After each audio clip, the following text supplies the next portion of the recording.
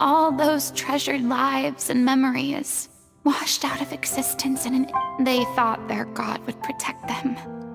They had absolute faith that when disaster struck, a divine power, and all the while, I played my part to perfection, but then the floodwaters finally came.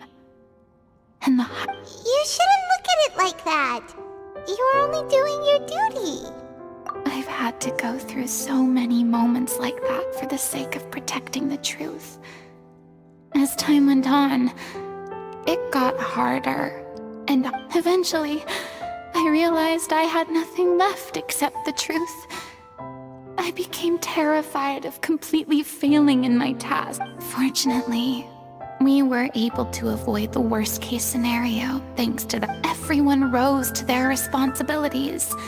But on some level, freedom also means no longer... Paimon would have never imagined you'd see it that way. A reward?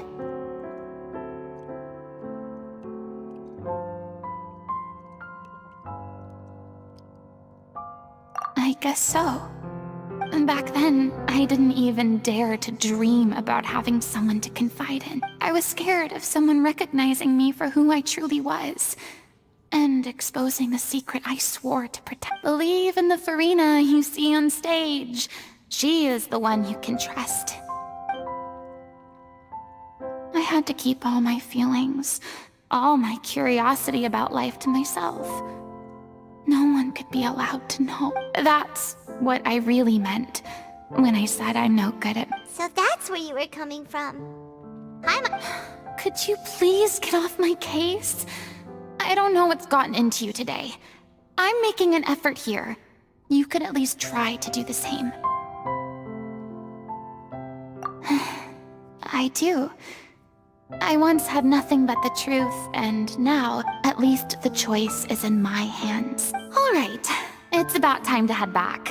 Paulo... Sure! Okay, let's head back and check it out.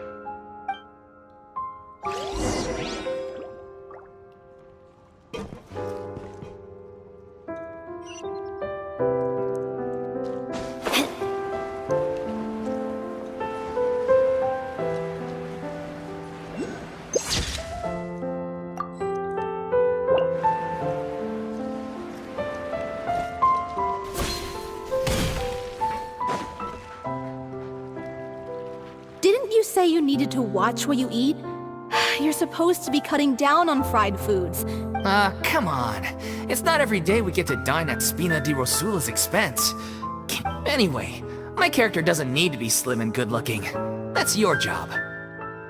Are you kidding me right now? It's not your character's health I'm worried about, it's yours.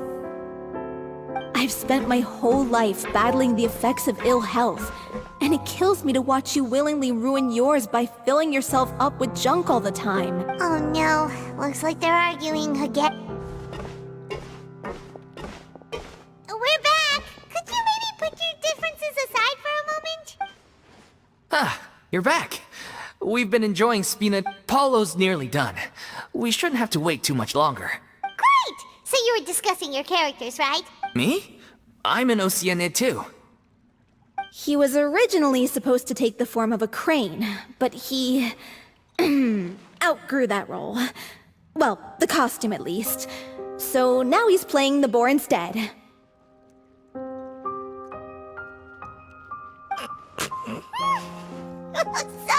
Sorry.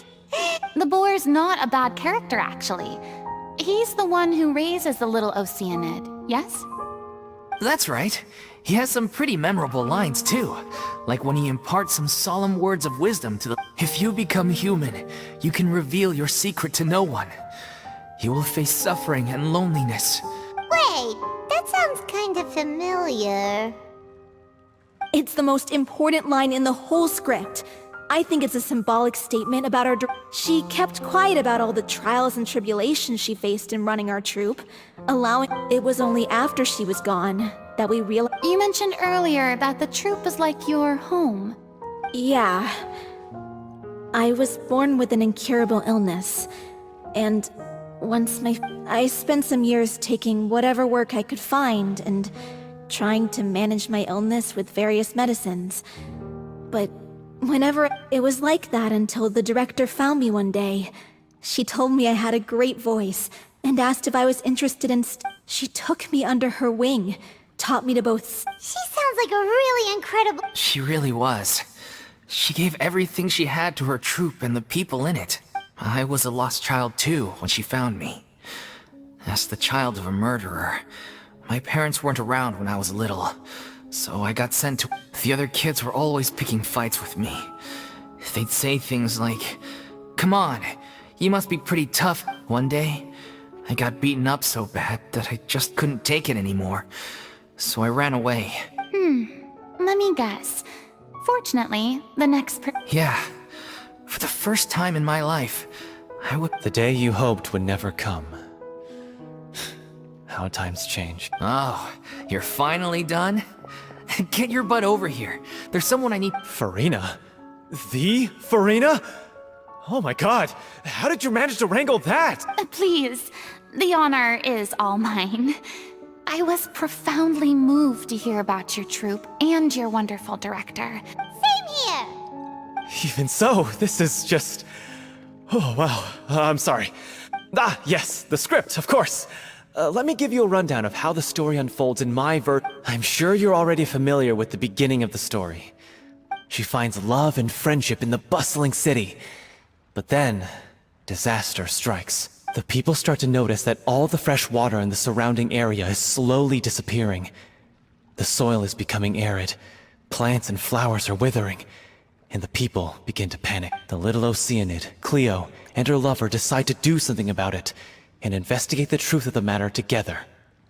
In the end, they discover that all the waste and pollution created by humans over the years has caused the fresh water to flee the land, as if driven by a consciousness of its own. consciousness.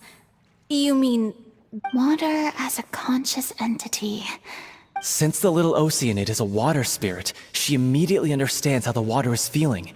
She then tells her lover about her true identity, as well as the truth behind the crisis. Her lover accepts her for who she is, and works with her to find a way to bring the water back. However, unbeknownst to them, there were some people eavesdropping when the little Oceánid is accused of being directly responsible for driving the water away, and faces the greatest dilemma of her life. And then? In the end, she makes the brave decision to sacrifice herself to save her lover, and the Huh? But didn't they all treat Cleo like a villain? Why would she want to save them after that? Well, she mainly wanted to save her lover, plus everyone who'd stood up for her. Through her love for her human partner, she was able to find an even greater love. One that extended to all. There's actually something else that you know the protagonist is supposed to represent the director, right? And she never had the chance to become a hero. If we're serious about dedicating this show to her memory, we should make the ending as true to life as possible. What about if...